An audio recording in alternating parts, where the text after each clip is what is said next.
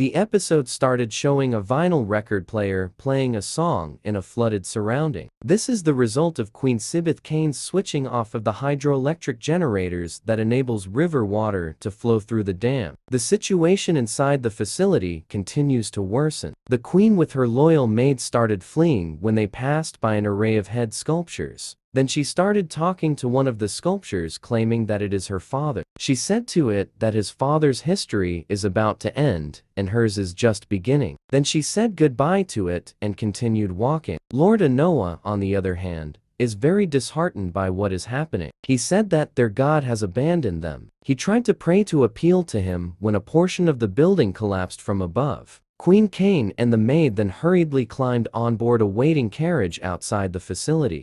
The disillusioned queen is excited of what's ahead of her while the dam has finally given in to the water pressure. The immense volume of water consolidated by the dam then swallowed the whole city of Kanzua, situated just below the dam, which was once regarded as the Cain Palace. All the residents were obliviously swept away by the raging water. All they could do is scream, cry, and wail of the horror that they are in too. Meanwhile, Maghra is sitting along the riverbank when Paris is about to approach her. Still, Paris is curious of what is in the purse that is very important to Maghra, that she is willing to risk her children and husband's life just to retrieve it. Then she added that if Maghra wants to tell them the truth about it, she would have told her family first before her. Maghra stayed silent. Paris proceeded that there is something she feels growing in Maghra since they started their journey along the river. She said that it is something formidable, something dark. Maghra answered, I am the same person you've known for almost a lifetime. I understand your confusion and I tolerate your curiosity.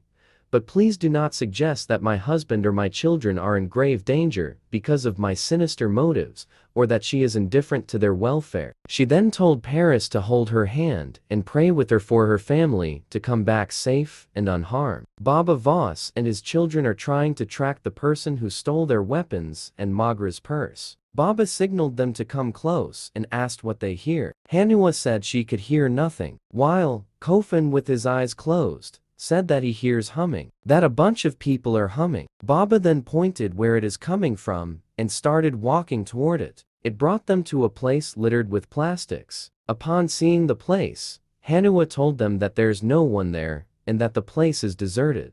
Baba Voss disagrees and said that they are up by night and asleep by day. He is also certain that they are the ones who took their belongings. Kofun then said that there are a lot of those people than they are. Haniwa volunteered to enter that area. She said that she can get in and out of there without being noticed. Baba Voss is hesitant, but Haniwa insists. Baba and Kofun could only agree to her. Haniwa slowly and carefully started entering the site. She silently followed a pathway in between piles of junk and avoided contraptions designed to alert residents of possible intrusion. Kofun and Baba Voss are anxiously waiting outside. Kofun is starting to regret why he approved Haniwa to go and buy herself. Baba Voss is trying to console him by saying that Haniwa would have still insisted no matter how they tried to stop her. Haniwa continued discovering the area following a maze of pathways. She is making sure not to make unnecessary sounds.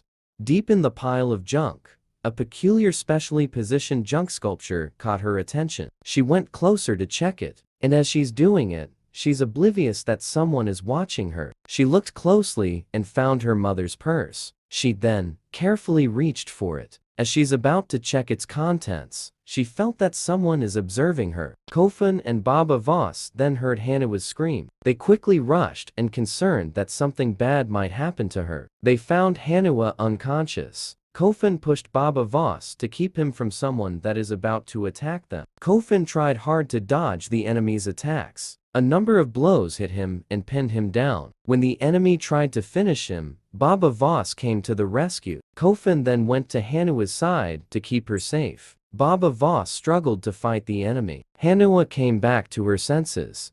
When Baba Voss tried to take the enemy out of his miseries, Haniwa spotted a familiar logo etched at the enemy's chest and tried to stop his father from killing the enemy. Haniwa pleaded to Baba Voss and told him to feel the logo etched at his opponent's chest. When Baba Voss made him sit up, Haniwa noticed that the man can see. Meanwhile, The queen and company stopped by at a riverbank to refresh herself. She recalled that she was born into the sound of the engines, the sound of thunder, power, and meaning, and that she never ventured far from the capital. She always wondered what the sound of the world is like, and she now found out that it sounds nothing at all, and how unbelievably boring. The maid suggested that she listen to the water and the wind, and perhaps if she does, it might whisper some secrets to her. She then replied that there are no secrets there, no information being bargained, no stories woven, no strength, and no fear.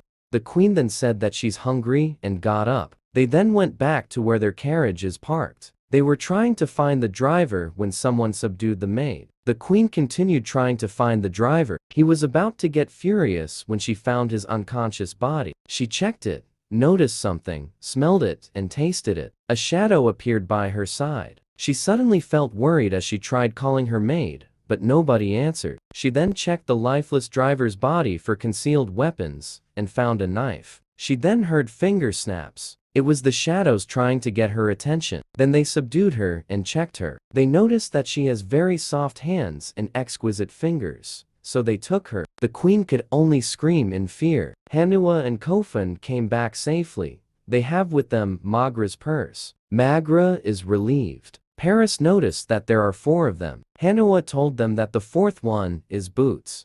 Paris asked if he's the creature who took their things. Haniwa said yes and reasoned that he didn't know who they were, and that he didn't have a choice. Haniwa then explained everything to them. She said that when Jorlamero left the Ilkeni tribe in his journey to build his kingdom, he stopped by at the Opeo tribe for the winter, and lived among them for a year until his child, Boots, was born. Then Jorlamero continued his journey. She then pointed out that Boots is their brother. She continued that after Jorlamero left, the Opeo tribe treated Boots like a slave. They forced him to scavenge and steal for them. And when the Witchfinders did a campaign in the area, the Opeo tribe left to seek safety elsewhere and abandoned Boots to fend for his own. Paris hesitantly asked Haniwa if she's instigating that they bring Boots along in their journey. Haniwa strongly said yes, and continued saying that aside from offering Boots a way out of being treated like an animal, aside from him being an asset to them,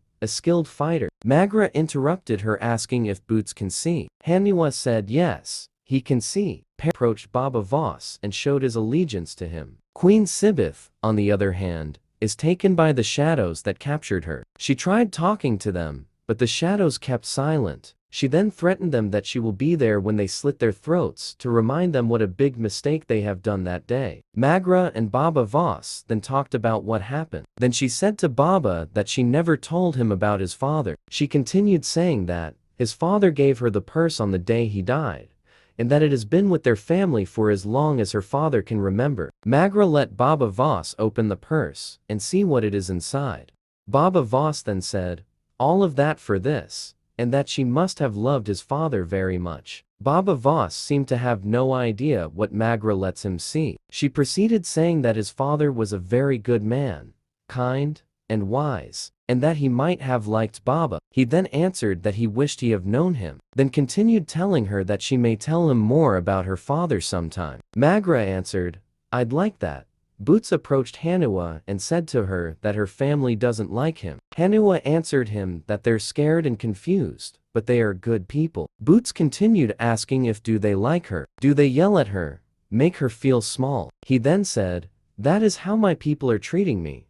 Haniwa then asked why would they let him wear the mask. Boots answered that they told him that he is not like them, not a man, but something else, and that the mask would remind him. Haniwa felt sorry for Boots and told him that her family loves her. They don't always understand, but she never doubted, even for one moment, that they loved her. She then told Boots that he is one of them now, and promised that he will never be treated that way again. The scene shifted to Kofun with Ba Lion trying to get the boat back to the water. No matter how Kofun tried, the boat didn't move even an inch. Ba Lion then asked him if he knows what it feels like observing people without them knowing that someone's observing them, that they are completely vulnerable. You could keep their secrets, or you could tell their enemies about it. You could strike at them, and they will never know who did it, or how, or why. You could change, or end their lives, for any reason, or no reason at all. and that's what gods do. She continued that Kofun may not know how it feels like, because he never made a choice to hold his power to see over others, and that his parents made him do so. Ba Lion says that she knows how it feels like, and she suspects that Jerla Merrill knows too. For her, shadowing others brings her closer to those she shadowed. But Jerla Merrill fathered children among tribes and abandoned them. Kofun asked her, "So, what does any of these have to do with you anyway?" Ba Lion replied, "Maybe I find it amusing that you can see and still observe so little." Scene shifted back to Queen Sibith with the shadows arriving at the City of Worms. The name of the place is derived from the residents' main trade of making silk clothing. The shadows dragged Queen Sibith against her will. The silk master noticed their arrival. The captured queen demanded to them to give water to her horse, and that she's tired and needs sleep. Then she'll talk to them after she is rested. One of the shadows choked her instead. The silk master checked her hands and noticed exquisite fingers. Queen Sibith told the man that he don't want her to be there. She continued that, if he will not let her go, he will regret it soon. The silk master, instead, put on a leash to her neck and said he wonders who might she be to make such claim. A lady with delicate hands. Maybe someone wealthy, accustomed to wielding authority. The silk master then continued that the Witchfinders came to the village not long ago. He noticed that their accent and hers are alike. He remembers that such accent is from Kanzua, because he visits the place to sell his goods. Upon touching her clothing, he said he presumes that she is a noble woman, and perhaps even a counselor to that evil queen. She seemed surprised of what he called her, but said nothing. The silk master then briefed her of her tasks, while staying in their place. He also told her of the consequences if she tries to escape. The queen could only pray to her god to help her. Baba Voss asked Kofun if the boat is ready. Kofun said that it is stuck. Baba checked it.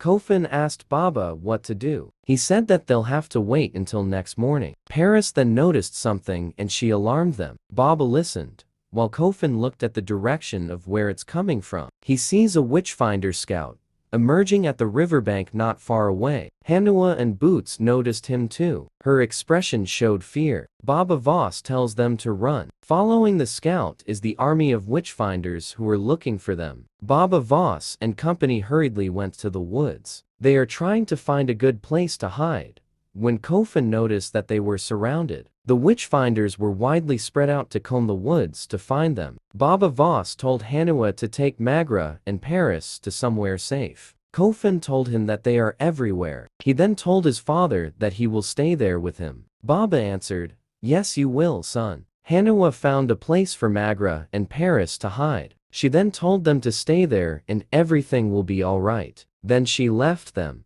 The Witchfinders are meticulously combing the area. Baba Voss takes one that went his way with his sword. Boots takes the other with his cane. Maghra and Paris tried their best to stay silent while the Witchfinders walked past their hiding place. Kofun picks the most vulnerable and killed him with a knife. Baba Voss lures one to his direction by tapping the tree with his sword. Boots continued hitting the Witchfinders one after the other. He does these while making use of his hit and run tactics. Ba Lion joined the fray with her jousting skills. Haniwa disables one with her Ba Jitsu technique. Paris, on the other hand, seemed in distress. She couldn't find Maghra. She called out and heard by Haniwa. Haniwa went to the hiding place and checked. Paris told her that Maghra is gone. Baba Voss came too. Haniwa is trying to find her. She's scared of what might happen to her. Maghra went out of the woods. She called out to Tamakti Jun's name.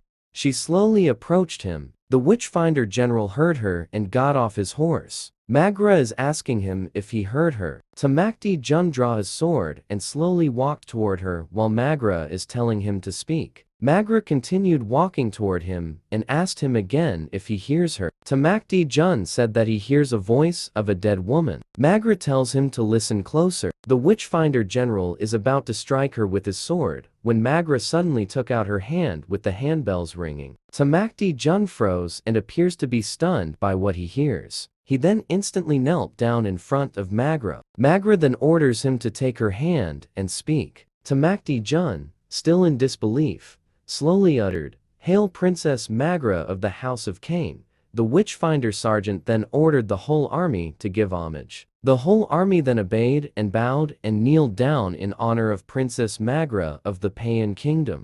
Thank you so much for watching. Please like, subscribe, and click the notification bell. Till next episode.